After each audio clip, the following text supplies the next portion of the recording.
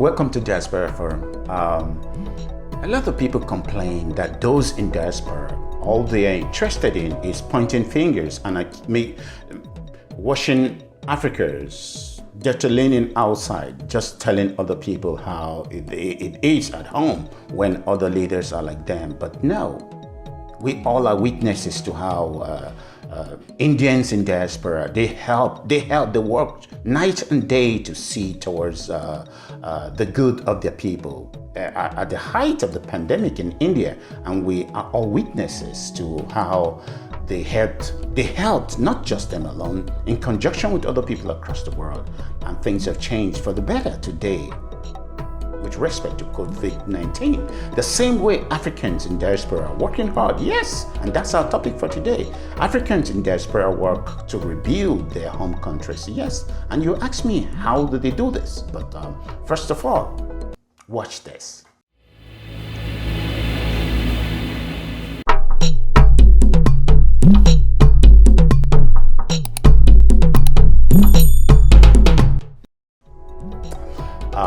This is Diaspora Forum. If you have not subscribed to our YouTube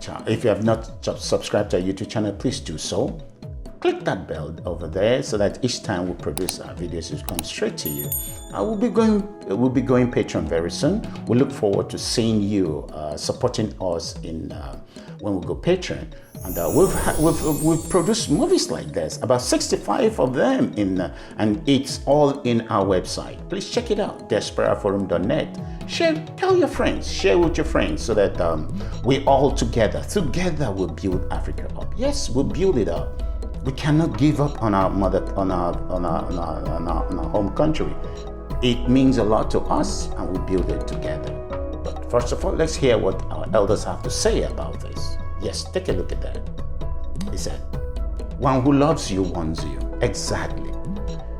Instead of looking at those in diaspora as pariahs, now they almost have ended up being the cornerstones of their various countries because of the money, the amount of money they remit to their countries. Yes, remittance. It's a lot in Africa. It is a lot. We'll discuss this, and you see how these remittance that they send home really help various countries. But like we said, it actually shows the warning. Actually, it was prophetic about how the temptations of leadership, how it could lead to destruction or rebuilding of countries to become great, or towards that total collapse. And that is what is happening to various African countries today. So, but once again, we'll go into the other segment to always talk about Did You Know, to inform us on what is going on across in our history. Did you know? Take a look at that. Yes. Do you know about the Corocan Funga Charter? Yes. Did you know that the Mali Empire under Sundiata created one of the very first charters of human rights, known as the Mandin Charter or Corocan Funga? It was an oral charter which speaks about peace within nations. Yes. About the abolition of slavery. Yes. About education. Yes. Food security, and even provided for the protection of women's rights, and human integrity. Yes, human integrity.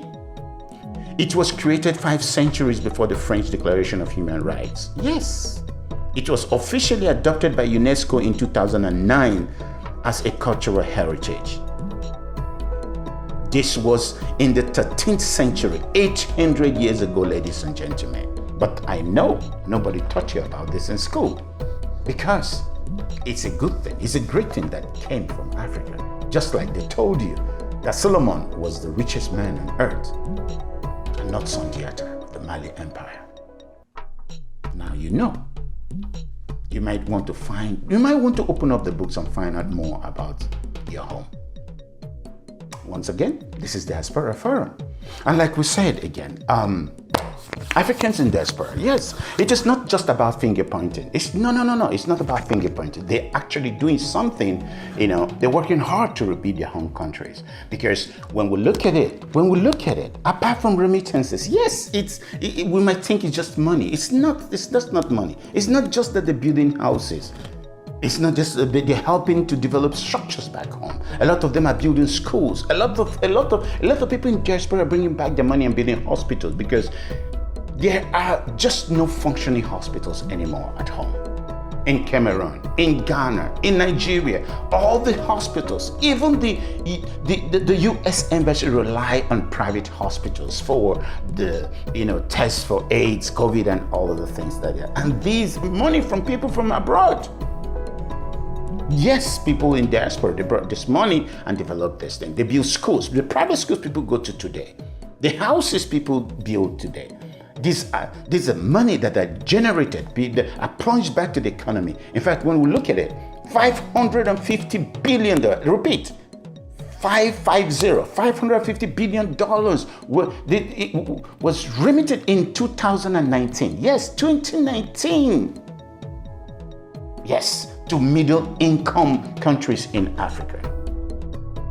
And then, if you break it down a little bit, you see that $48 billion, I repeat, $48 billion, was remitted to sub-Saharan countries. And then if you actually go into it again, you see that Nigeria alone remitted about $23.8 billion. That's a lot of money. In fact, when you look at it, it is more than, what is it? The foreign investment. Yes, the totality of foreign investment in Nigeria, not about foreign aids as a whole. So these people in diaspora, they're actually helping to rebuild the country. This money that they send, they help in paying for their relatives' educational needs, medical services, because there's nothing functional. We just have banana republics across Africa. Things are just falling. Every man for himself. These politicians, all they know is for themselves. Instead of building industries, instead of building good schools, functional schools, they let the schools collapse. But then they send their children abroad with military salaries. Like Paul Biya, like Buhari, like Abacha, all their children are in London going to school. They buy houses in Paris. They buy houses in London. They buy houses in Switzerland. They buy houses in the United States with military salaries.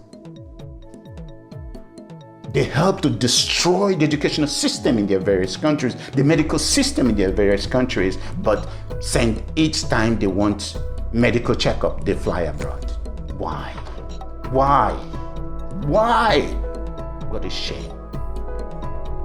So yes, even people in diaspora financially sponsor some people at home that they believe can help towards the growth of their countries, the rebuilding of their countries. They do. They discuss the challenges at home. So it is not about just pointing fingers. They're doing something substantial, tangible that we can take a look around. Yes, they're doing a lot because African leaders, like I said in the beginning, they collude with a lot of corrupt foreign internationals to syphon treasuries. They collude, look at them, taking pictures, hobnobbing with, look at the Prime Minister of UK, Great Britain, and Russia, Putin, and then China, Xi. When these people are helping to buy up everything, all natural resources that Africa has. What is wrong with our leaders? What is wrong with our leaders? What is wrong? Yes, it is because of this today, instead of we having a shout out. No, we will not have a shout out for rather, there's something we call a national show of shame. Yes, instead of a shout out, we decided on a national show of shame. Yes, a show of shame in Abuja, Nigeria, where in the midst of an industrial action by medical doctors in Nigeria, the Saudi Arabia Ministry of Health recruited the same medical professionals with higher remunerations. Yes, they lured them away with higher remuneration and better conditions of service. This was done in Abuja under the nose of the president of Nigeria. The brain drain continues because of bad leadership and lack of care for citizenry. Saudi Arabia, these were people that used to come to Nigeria itself to use CH for medical checkup, Today, they're actually buying up our people, sending them to Saudi Arabia to their own people. What about our own people? How long will it take Nigeria to recover such large-scale exit? The years of training, the experience, all because Nigerian leaders do not care. They, as well as other African leaders, rather go abroad for medical checkups than establish functional hospitals, clinic, teaching hospitals in their home countries. With their military salaries, yes, with military salaries. They can buy houses like Bobia in France, in Switzerland, or like Buhari. With military salary, he can buy houses in London, send all their children. None is in Nigeria, or Cameroon, or Rwanda, or South Africa, or Ghana, or Senegal. They all go abroad to school and leave the rest of destruction in our home countries. Why? They help to destroy the educational system in their home country. Why? Africa, why? What a shame. This is a shame on all of us. But once again, we can't give up on home. We don't. It's not about pointing fingers, and that is why we say exactly how it can be done. Truth, accountability. Let people do things, and that's why people are fighting. It's not about individual success. It's just about collective success as a people. As always, I believe in you. We can do well. If you look up, you find my information. I look forward to discussing one-on-one with you wherever you are. Please leave a comment. Tell me how you feel about this. Because it is wrong what African leaders are doing to their citizenry. Once again, have a great day. I believe in you. It is well with us. Emeka is my name.